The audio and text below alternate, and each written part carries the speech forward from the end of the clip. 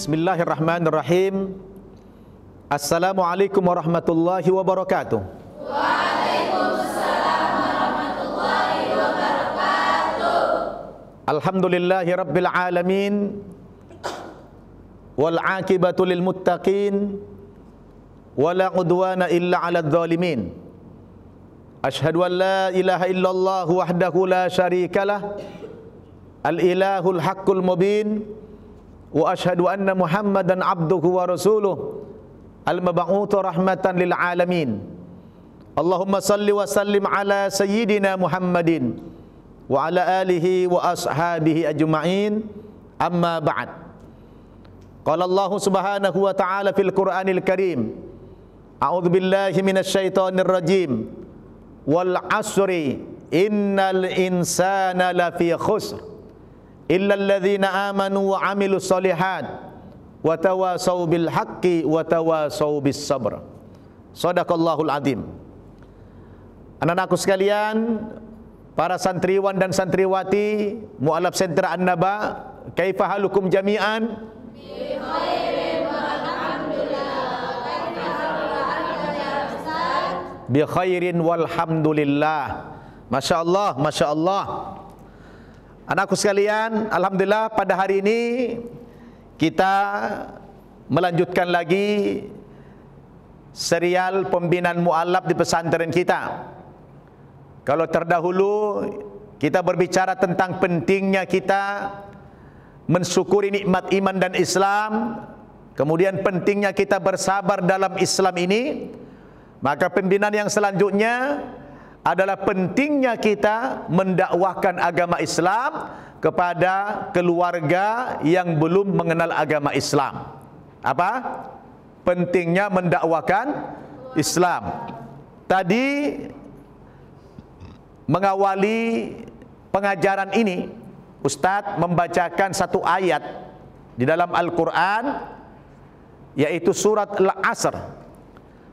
Surat Al-Asr ini surat terpendek ketiga sesudah Al-Kautsar dan Al-Ikhlas, yaitu wal asri innal insana lafi khusrin illal ladzina amanu wa 'amilus shalihat wa tawasau bil haqqi wa tawasau bis sabr, yang artinya demi masa sesungguhnya manusia itu semuanya dalam kerugian, kecuali yang tidak merugi itu hanyalah orang yang beriman kepada Allah dengan tauhid dan dia beramal soleh, kemudian dia senantiasa mendakwahkan agama Islam, dan yang keempat dia bersabar di dalam agama Islam.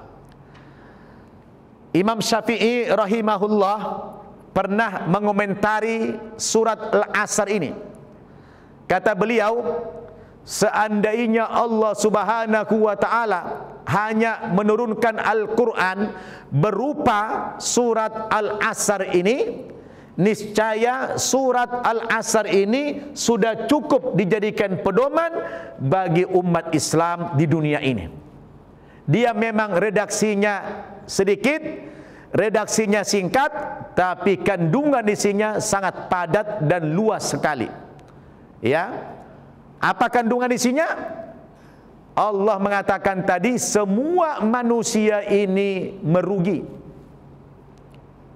Pedagang rugi, pejabat rugi, pemimpin merugi, jadi petani merugi kalau mereka tidak punya iman dan Islam kepada Allah subhanahu wa ta'ala. Orang yang tidak merugi siapa? Orang yang beriman secara tauhid, beramal soleh, dan yang terpenting juga adalah mendakwahkan agama Islam ini. Kamu sudah menjadi mu'allaf, saudaramu, orang tuamu sampai hari ini belum mendapatkan hidayah dari Allah subhanahu wa ta'ala. Siapa yang punya tugas mengajak mereka kepada Islam? Tentu kalianlah sebagai anak-anak mereka. Betul tidak? kita punya kewajipan, punya tanggung jawab untuk mendakwahkan agama Islam ini kepada keluarga kita, karena yang tahu tentang kehidupan keluarga itu kan kita. Betul tidak? Kan kalau orang lain datang kepada orang tua kita kan belum tentu berhasil. Tapi kalau anaknya yang berakhlak, anaknya yang sudah mu'alaf, yang istiqomah, ya, dia lihat sifat-sifat anaknya, akhlak anaknya, begitu dia masuk Islam luar biasa berubah. Yang tadinya dia nakal sebelum masuk Islam, begitu masuk Islam dia punya akhlak yang mulia. Dakwah dengan akhlak saja orang tuamu nanti sudah bisa masuk Islam. Maka anak-anak perlu tahu, kamu tidak cukup hanya beriman, kamu tidak cukup hanya bersabar dalam Islam ini, tapi di pundak kalian ada amanah dari Allah Subhanahu wa taala untuk menyampaikan Islam ini kepada orang yang belum berislam, terutama keluarga. Itu apa namanya tadi? Dakwah. Dakwah itu bahasa Arab. Dari kata da'a yada'u dakwah, yaitu mengajak, mengundang. Itulah dakwah. Jadi kamu wajib mengajak orang tua, keluarga, saudara yang belum muslim kepada Islam. Dan perlu kalian tahu, setelah kamu memeluk agama Islam ini, kira-kira apa pekerjaan yang paling mulia? Siapa yang tahu? Apa pekerjaan paling mulia? Berdakwah. Pekerjaan yang paling mulia dalam Islam ini, kata Allah, pekerjaan dakwah. Dalam surat Fussilat Allah katakan, wa man ahsanu qawlan mimman da'a ilallahi wa amila soliha wa qala innani minal muslimin. Siapakah yang lebih baik ucapannya, siapakah yang lebih baik pekerjaannya selain daripada pekerjaan yang mengajak-ngajak manusia masuk Islam, mengajak manusia kepada kebenaran, lalu dia berkata wa qala innani minal muslimin, saya ini juga bagian daripada umat Islam yang di pundakku ada amanah, ada tanggung jawab untuk mengajak orang yang belum berislam supaya masuk agama Islam. Jadi dakwah ini anak-anak bukan pekerjaan abal-abal. Dakwah ini pekerjaan yang paling mulia, bahkan paling bergengsi. Betul enggak? Oh, dakwah ini paling bergengsi. Kalau kamu bisa menguasai mimbar-mimbar, kamu pidato menjadi singa podium, wah, derajat kamu naik. Betul enggak? Rezeki kamu juga banyak. Pendakwah sekarang dengan dulu beda. Sekarang pendakwah di dunia ini dihormati, dihargai, baik secara moral maupun secara materi. Betul enggak? Dihargai. Kenapa? Karena ilmu itu mahal. Apalagi kalau dari agama lain masuk Islam, oh, itu orang kagum. Itu kan sering jamaah datang kepada ustadz, ustadz, saya kadang-kadang iri dengan para mu'alaf itu ustadz. Mereka baru saja masuk Islam, tapi iman mereka hebat, akidah mereka kuat, ilmu mereka dalam, wawasan mereka luas. Kami malu ustadz, sebagai muslim keturunan, malu kami. Kenapa itu ustadz ya? Mu'alaf kadang-kadang lebih hebat daripada kami muslim turunan? Ustadz menjawab, Bapak Ibu kan muslim turunan, kalau mu'alaf itu kan muslim tanjakan. Saya bilang, apa? Mereka muslim turunan, kalian muslim tanjakan. Nah, paham? Apa bedanya muslim turunan dengan muslim tanjakan? Kalau diibaratkan mobil, kendaraan mobil, kalau mobil itu sedang menurun, jalannya menurun, kira-kira yang diinjak rem apa gas? Rem apa gas? Pasti yang diinjak rem. Betul tidak? Makanya mereka suka telat ke pengajian. Betul enggak? Suka telat sampai ke masjid, suka telat masuk ke majlis taklim. Kenapa? Ngerem terus. Coba kalau tanjakan, yang diinjak rem apa gas? Gas. Betul tidak? Tancap gas. Kenapa? Karena lagi nanjak. Gas nggak mungkin rem. Betul enggak? maka yang mu'allaf muslim tanjakan ini dia lebih cepat paham Islam daripada yang muslim turunan. Kenapa? Karena dia bangga dengan Islam itu. Dia bersyukur kepada Allah. Maka seperti kalian ini yang sudah saya bina kalian ini, udah bagus-bagus baca Qur'annya. Coba saya tes dulu kalian. Saya tes tajwid. Ya, perhatikan tajwid. Misalnya saya baca, A'udzu billahi minasyaitonir rajim. Alif lam mim. Dzalikal kitabu la raiba fihi hudal lil muttaqin. Alladzina yu'minuna bil ghaibi wa yuqimuna as-salata wa mimma razaqnahum yunfiqun. Saya tanya, di situ ada nun mati, nun sukun bertemu dengan fa. Hukumnya apa? Ikhfa. Masya Allah. Arti ikhfa apa? Samar-samar. Dibaca samar-samar. Yunfiqun. Tak boleh yunfiqun. Tidak boleh jadi idhar. Contoh lain. Sawa'un alaihim astaghfarta lahum am lam tastaghfir lahum la yaghfirallahu lahum. Sawa'un alaihim. Di situ ada tanwin ketemu dengan ain. Hukumnya apa? Jahar. Apa? Jahar. Idhar. Subhanallah. Apa arti idhar? Jelas. Dibaca jelas, terang, tak boleh dengung. Betul enggak? Betul. Kemudian sawaun itu ada mat, ada alif di situ. Mat apa namanya? Jaiz mufasil. Mat wajib muttasil. Berapa harokat itu? 4 sampai 5. 4 sampai 5. Subhanallah. Wa may yattaqillaha yaj'al lahu makhraja wa yarzuqhu min haitsu la yahtasib. Di situ ada wa may, nun mati bertemu dengan ya. Hukumnya apa? Apa? Idgham bi gunnah. Apa artinya? Memasukkan dan mendengungkan. Cara bacanya bukan waman tapi wamai. Inilah kalian kalau muslim tanjakan. Betul? Coba kalau muslim turunan. Kadang-kadang banyak enggak tahu, betul?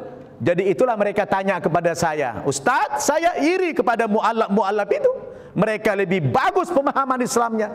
Karena apa? Karena mereka muslim tanjakan. Oleh karena itu kamu bangga. Maka tugas kamu sekarang harus mendakwakan agama Islam. Tapi hati-hati. Kamu harus tahu dengan kalimat dakwah. Dakwah tadi apa? Dakwah itu mengajak. Jangan kalian salah. Jangan sampai kesannya kamu mengejek. Dakwah itu mengajak. Jangan mengejek. Dakwah itu mengajar. Jangan sampai kamu nanti menghajar orang. Betul enggak? Dakwah itu membina.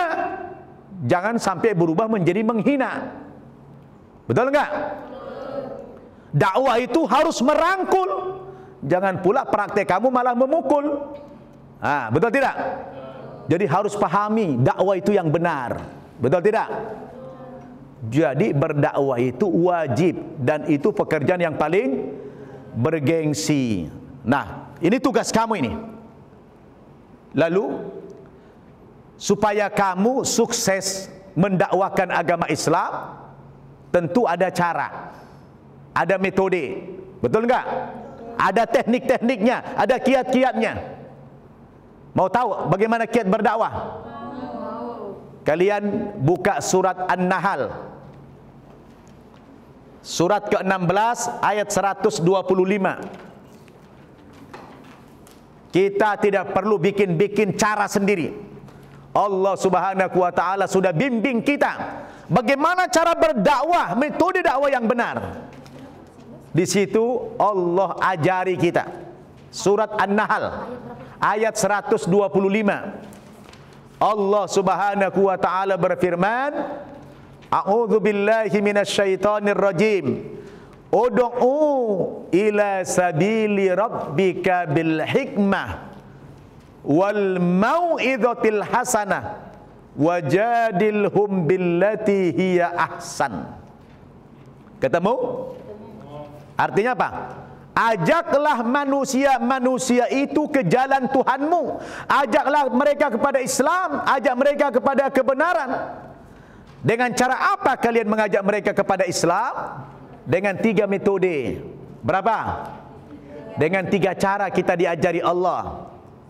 Yang pertama apa caranya? Yang pertama kata Allah bil hikmah. Apa? Bil hikmah. Apa itu bil hikmah? Ada orang yang mengartikan bil hikmah itu bijaksana, bukan bijak sini. Ya. Tetapi secara umum ulama-ulama kita memaknai bil hikmah itu apa? Bil ilmi, bil hujjah, bid dalil. Jadi orang yang berdakwah itu pakai konsep. Ya, berdakwah itu pakai konsep. Sampaikan kepada orang non muslim, kepada orang tuamu, kepada saudaramu tentang keunggulan-keunggulan agama Islam yang membuat kamu masuk Islam. Apa keunggulan agama Islam itu? Kalau nanti orang tamu bertanya, "Nak, kamu masuk Islam, coba jelaskan sama ayah atau sama mama, apa keunggulan agamamu itu?" Bilang sama dia, "Ma atau Pa atau Kak, kalau kalian bertanya tentang keunggulan agama Islam sehingga saya masuk Islam, itu sulit saya melukiskan dengan kata-kata karena Islam itu sangat mulia sekali. Tapi paling tidak aku kasih ayah sama papa ini, apa mama, gambaran-gambaran yang sederhana saja. Kalau mama tanya tentang keunggulan Islam, Ma, Pa, Islam itu dari segi namanya saja sudah unggul. Allah memilih nama agama kami itu Islam, yang artinya selamat. Sebuah nama yang tidak disandarkan kepada nama tokoh, nama suku, nama daerah, nama tempat, nama pendiri. Nama itu nama yang netral. Nama apa? Netral. Islam, sebuah kata bahasa Arab yang artinya selamat. Indah. Coba mama lihat agama Yahudi, sebuah agama yang disandarkan kepada sebuah nama suku. Sudah enggak indah? Apa mungkin Tuhan menurunkan agama hanya kepada satu suku saja? Enggak mungkin, betul enggak? Nasrani atau Kristen yang disandarkan kepada nama tokohnya Kristus, juru selamat. Kami agamanya bukan Muhammadanism, bukan agama Muhammad, tapi agama Islam, sebuah nama yang netral, yang cocok bagi semua suku dan bangsa dan warna kulit. Betul tidak? Jadi nama saja mah sudah unggul. Itu ya, jelaskan. Apalagi kalau mama lihat, oh mama lihat ritual-ritual Islam, subhanallah, Pa, Ma, lihat ritual Islam. Kami umat Islam di seluruh dunia ritualnya sama, solatnya sama, tata caranya sama, arah kiblatnya sama, bacaannya sama, gerakannya sama. Coba kalau di agama yang lain, begitu mama pergi ke Amerika misalnya, sudah lain tata cara ibadahnya, betul tidak? Subhanallah. Papa mama coba lihat salam kami lintas waktu. Assalamualaikum warahmatullah. Mau pagi, mau siang, mau malam, mau sore, sama salamnya. Assalamualaikum warahmatullah artinya apa? Salam keselamatan, salam sejahtera, doa. Coba kalau bagi agama mama, selamat pagi, kalau pagi, selamat siang, kalau siang, berarti sorenya belum selamat itu. Betul tidak? Belum lagi ada satu cerita, ada orang kampung saya, orang Batak, anaknya kuliah di Amerika. Pagi-pagi dia telepon anaknya, "Selamat pagi, Nak." Kata anaknya, "Mohon maaf, Ma, di sini sudah malam." Netral tidak? Enggak netral. Betul tidak? Coba kalau assalamualaikum warahmatullah, mau pagi mau malam sama tidak? Sama. Mana lebih unggul? Subhanallah, baru kulit-kulitnya saja kita lihat Islam itu sudah unggul. Apalagi bicara konsep yang lain, bicara Quran, bicara kitab suci. Allahu Akbar. Betul tidak? Betul. Jadi kamu harus bisa jelaskan itu kepada saudara. Maka pakai metode apa? Pakai metode. Yang kedua apa metodenya? Wal mau'izatil hasanah. Karena tidak semua orang non-muslim itu bisa diajak main akal. Sebab banyak juga orang-orang yang tidak sekolah, yang tidak berpendidikan, petani-petani yang susah hidupnya, betul enggak? Bagaimana implementasi dakwah kepada mereka? Kalian mendakwahi mereka gimana? Kalian sampaikan kepada mereka Islam itu agama kasih sayang, agama yang rahmatan lil alamin. Ketika kamu mengatakan Islam agama yang kasih sayang, agama yang rahmatan lil alamin, ini kan butuh konkret, betul enggak? Bukan cuma di mulut, bukan cuma slogan.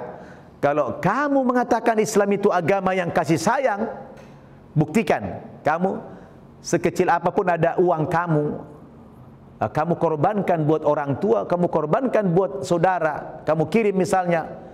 Itu adalah bentuk-bentuk manifestasi daripada kalian ini adalah menjadi seorang da'i dan da'iyah. Oh, mereka lihat, ini anak saya setelah masuk Islam, walaupun dia tidak kaya, tapi dia peduli. Dia masih sempat ngirim uang, walaupun hanya sedikit, sesuai dengan kemampuan dia. Dia tak kagum dengan kalian, betul enggak? Itu adalah bagian daripada metode dakwah. Coba kalau saya pergi ke Kupang, kalian tahu kan bagaimana cara dakwah saya? Saya bantu. Nah, sehingga mereka melihat Islam ini Masya Allah agama yang kasih sayang, agama yang luar biasa. Betul tidak? Nah, baru metode yang ketiga Pak, dengan dialog. Wajadilhum billati hiya ahsan. Ada kalanya kalau misalnya ada keluarga yang menantang kalian debat. Ya, sepanjang debatnya itu debat-debat ilmiah, debat ilmu, bukan debat kusir, layani, nggak apa-apa. Tapi jangan sampai debat kusir, betul nggak? Jadi begitu cara kita berdakwah kepada keluarga kita, ya. Maka sekarang kamu harus bekali diri kamu dengan ilmu, dengan wawasan, dengan pemahaman, dengan akhlak, betul nggak? Itu strategi dakwah kita kepada mereka. Sebab kalau satu orang saja berhasil kamu ajak keluarga masuk Islam, kamu jadi sebab. Apa kata Nabi? La ayahdiyallahu bika rajulan wahida khairul laka minad dunya wa ma fiha. Kalau lewat perantaraanmu ada orang masuk Islam dapat hidayah gara-gara kamu mengajak mereka, maka nilainya kata Nabi lebih baik bagimu daripada dunia dan segala isinya. Allahu Akbar. Senang tidak? Siapa yang sudah pernah mulai dakwah? Siapa yang sudah mulai dakwah? Semua orang tua, coba tunjuk tangan. Yang sudah mulai ngajak? Aminah. Apa yang sudah Aminah sampaikan kepada orang tua? Kami sama-sama udah buka jadi kita sama-sama diskusi. Iya, alhamdulillah. Udah mulai Aminah berdakwah dengan cara diskusi agama, menjelaskan apa keunggulan agama Islam. Alhamdulillah. Semua itu berproses. Sebab memang kewajiban kita hanya menyampaikan, betul enggak? Kita tidak wajib mengislamkan mereka. Sebab wa ma alaina illal balagul mubin. Kita ini hanya penyampai, hanya dai, hanya pendakwah. Yang mengislamkan mereka siapa? Allah Subhanahu wa taala kalau dia berikan hidayah, betul enggak? Yang penting kewajiban kita sudah sampai. Soal mereka nanti masuk Islam apa tidak bukan urusan kita. Itu urusan hidayah dari Allah Subhanahu wa taala. Yang terpenting kita berdakwah kepada keluarga itu dengan cara yang sudah diajarkan oleh Al-Quran kepada kita tadi, ya. Pakai metode itu, insya Allah kalian akan sukses. Paham dong? Ya. Jadi Ini adalah penting bagi kalian sebagai mu'alaf. Jangan merasa puas. Oh, saya sudah solat, saya sudah puasa, saya sudah menjalankan syariat Islam. Masih ada kewajiban kamu yang lain yang paling penting, yaitu mendakwakan Islam ini kepada keluarga kamu. Siap tak?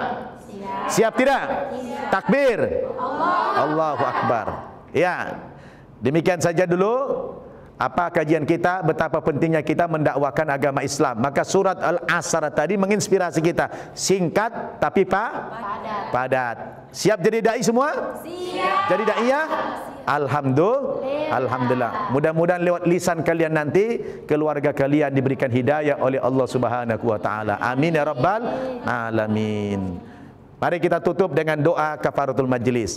Subhanakallahumma bihamdik asyhadu an la ilaha illa anta astaghfiruka wa atubu ilaik. Walhamdulillahirabbil alamin.